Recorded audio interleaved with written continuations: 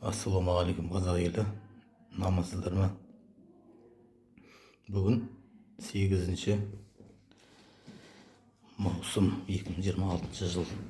Мен қазір таңда сағат 3:50 өтті.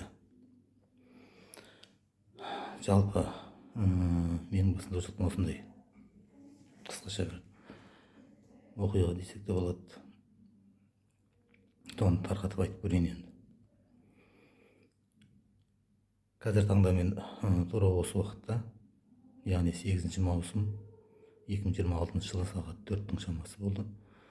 Түркістан облысы Ордабасы аудандық орталық ауруханасында кешегі 23 маусым 2026 жылғы сот процесі барысында, яғни маған шығарылған заңсыз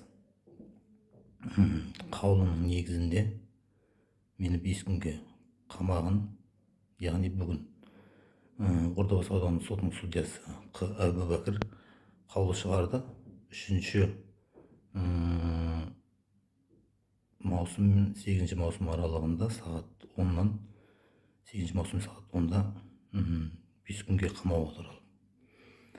Енді сол әкімшілік құқық бұзушылықтың 653 бабының 1-ші тармағы бойынша тартылған айыппен келіспеймін деп, енді ашынғаннан ба әділетсіз болғандықтан мен өзіме қол соғуға мәжбүр болдым. Бірақ қазір таңда жағдайым жақсы. Яғни Ордабасы аудандық ауруханасының әкімшілігіне, басшыларына және хирургия бөліміне алғысым шексіз. Енді пышаққа отаға түскеннен кейін жағдай осындай болып тұр. Емделу үстіндемін. Бүгін мені аяғыма мынандай құрсау тағып қойған. Енді ол құрсау нелерге тағылатын негізі түрлі қылмыскерлерге 3 күн тағып кеткен. Бүгін босататын күн еді, бірақ әлі күн кейін босатпайды. Сөйтсек ауруханадан шыққаннан кейін менің 5 күн құқығым шектеді. Мен ешкіммен байланысқан жоқпын. Телефонды бүгін алып отырмын. Және ешкім кіргізген жоқ. Киімді осы жерде жуып, осы жерде бір бөлменің ішінде әрекет жасадық.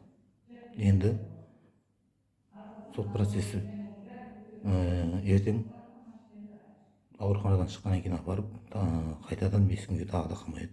Бас бостандығын тағы да шектейтін жайы болып тұр. Мен сот процесі барысында келіспейтінімді айтқам судьяға. Себебі мен сотқа құрметтемеушілік танытқан кезде сот процесі, яғни сот отырысында қылмыстық сот бойынша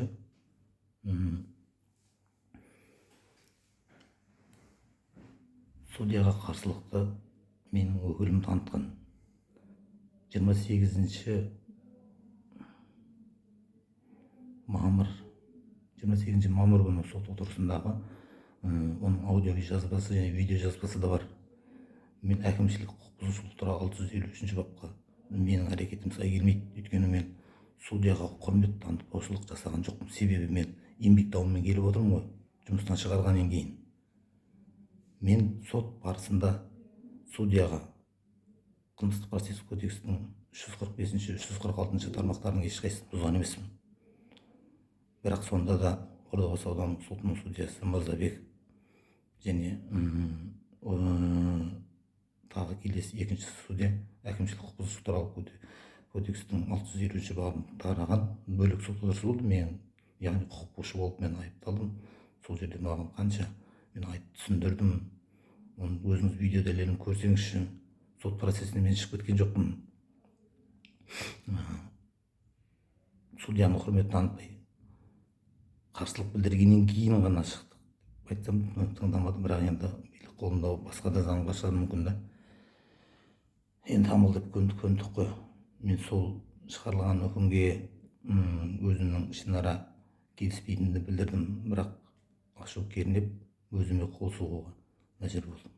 Енді әлеуметтік желіден андай лақап сөз тарап жатыр. Ерімбетов мектептен шығарған бұйрыққа келіспей өзіне қол жұмсады деп. Мені жұмыстан шығарған бұйрық 27 қаңтар 2026 жыл болған. жұмыстан шығарған, ал оқу орынбасарымнан шығарған бұйрық ол 2025 жыл 18 желтоқсан болған. Яғни түсінемін ғой, мектеп басшысы қолында печат бар, мөр бар. Мен қалай даулай аламын? Оны даулаймыз еңбек инспекциясы арқылы. Еңбек инспекциясынан кейін оны сотқа бересің деді. Тек сотпен арқылы шешесің деп. Барлық жерге жазылған арыздың бәрі сондай болды. Енді бүгінгі таңдағы жағдай бойынша мен сотқа құрмет төменшілік танытқан емеспін. Маған жасалған әкімшілік құқық бұзушылық туралы кодекстің 653 бабының 1-ші тармағына мен келіспеймін. Бірақ енді үкіммен келістік қой. Мен 5 күн құқығымды шектеді. Енді ауруханадан емделіп шыққаннан кейін бүгін полициялар әлі де қасымда отыр. Қазір коридорда. Яғни мені қашып кетпесін деп қарап отыр. Аяғыма тағып болған құрсауым мынау, қылмыскерге тағып болған құрсау. Енді осы жерден ауруханадан емделіп шыққаннан кейін барып тағы да ары қарай жаңағы құқық бұзушыларды жазасын өтейтін жерге қайтадан апарады екен. Бұл қандай заңда көрсетілген? Мен Ордабасы аудандық сотына әділдік іздеп мені жұмыстан шығарған бұйрықты үшін жой деп барып отырмын, бірақ маған осындай әрекет жасады. Қазақстан Республикасының президентінен, бас прокуратурадан, жоғарғы соттан, жоғарғы сот кеңесінен әділдікті сұраймын, талап етемін. Неге осынша жағдайға жеткізді? Қарапайым мұғалім. Әлеуметтік желіде тағы да айтамын, Ерімбетов шығарылған, өзінің жұмыстан шығарылған бұйрықтан келіспеймін деп өзіне өзі қол салыпты деп. Ондай әрекет болған жоқ қой. Ондай әрекет болғаны рас, өзім қол жұмсаған. Бірақ менің тарапыма заңсыз шығарылған үкімге қарсы мен тек қарсылығымды өзімнің әрекетіме білдірдім, басқа ешкімге жасаған жоқ. Оның барысында тағы да менің бауырымды Ерімбетов Есенді қазір таңда қамап қойды. Енді қанша уақытқа екенін білмеймін, оны да қамады. Сонда әділдік қайда? Біз әділдік іздеп бардық қой Ордабасы аудандық сотының судьясына. Заң талаптарының барлығы, еңбек инспекциясының ұстанымының барлығы, мектеп директоры, яғни Түркістан облысы Ордабасы ауданы Мұхаммед-Хайдар Дулати атындағы жалпы білім беретін мектептің директоры Төлтөбай Балжанның жасаған әрекетінің бәрі заңсыз. Ол барлық судья, 3 судья, Ордабасы ауданында 3 судья болса, 3 судья біздің әрекетімізді қарап жатыр. Жеке сот процесі болып жатыр. Барлығы біледі, қолдарында бар, бірақ әрекет осы болды, ақыр соңы. Енді бұл не деп айта аламыз, қазақ халқы? Мен судьяға не жасадым? Мырзабек, Ордабасы аудандық сотының судьясы Мырзабековке және Әбубәкір судьяларға. Мен заңды бұзған жоқпын ғой. Мен тек қана әділдік сұрап бардым ғой.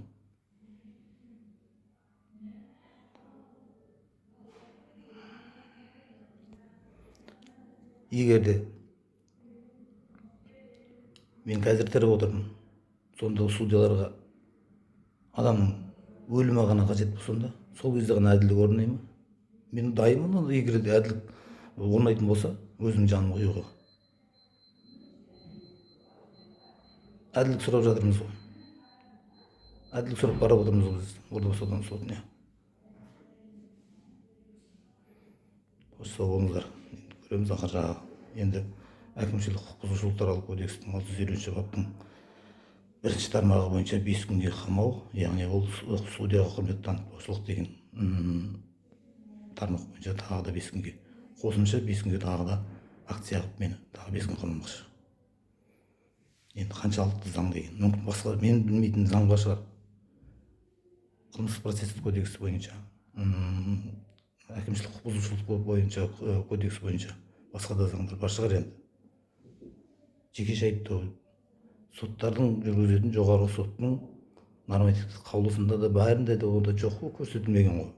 Қылмыстық сот процесі болып жатқан кезде оны әкімшілік құқық бұзушылық кодекспен қарамайды деп нақтылап жазылып тұр. Бірақ маған менің өкілім судьяға қарсылық білдірген кезде ол сот отырысы әкімшілік құқық бұзу жаңағы қылмыстық процесстік кодекстің 152 бабының 1 тармағы бойынша болып жатқан сот отырысы болатын. Ол енді қылмыстық процеспен қарау керек қой. Яғни мен құрмет танытпасам, судья сол сот процесінің барысында маған айып тағып ақшалай өндіріп алумен ғана, яғни Қазақстан Республикасының қылмыстық процесстік кодексінің 346-45 бап бабында көрсетіліп тұрған. Ақшалай өндіріп алу керек, яғни хатшыға хаттамаға түсіртіп, яғни айыппұл салу керек. Ал мен құқық бұзушылығым келесі күні 1 аптадан кейін барып бөлек жазалып отыр ғой. Мен сонда заңда келіспеймін деп айттым кімге. Орда аудандық сотының судьясы Әубәкірге, бірақ сонда да қараған жоқ. Мүмкін басқа да мен білмейтін заңдар бар шығар. Мен де басқа жерде құқық бұзып болған шығармын енді.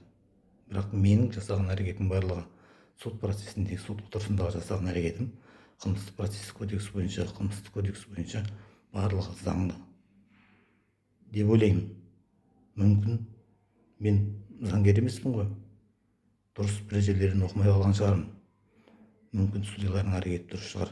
Бірақ мен оқыған кодексте менікі заңды болып тұр. Бірақ заңды болса да осындай әрекетке барып отыр. Қош сау болыңдар қазақ елі.